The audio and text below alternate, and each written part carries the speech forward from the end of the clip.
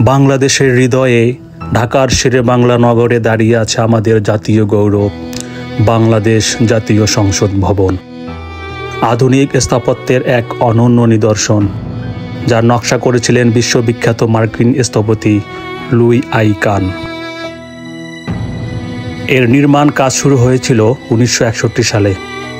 তখনকার পূর্ব পাকিস্তানের প্রশাসনিক কেন্দ্র হিসাবে নকশার মূল ভাবনা ছিল একটি এমন স্থাপত্য সৃষ্টি করা যেখানে আলো, বাতাস আর পানির সঙ্গে মানুষের সম্পর্ক গভীরভাবে ফুটে উঠবে।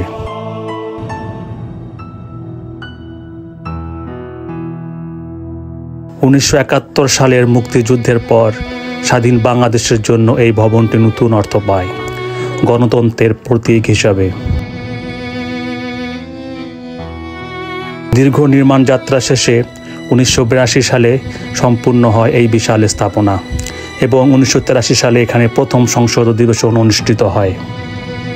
পুরো কমপ্লেক্সটির আয়তন প্রায় 200 একর, যার মধ্যে মূল ভবনের পাশাপাশি আছে কৃত্রিম লেক, সবুজ প্রান্তর এবং প্রশাসনিক ভবনসমূহ।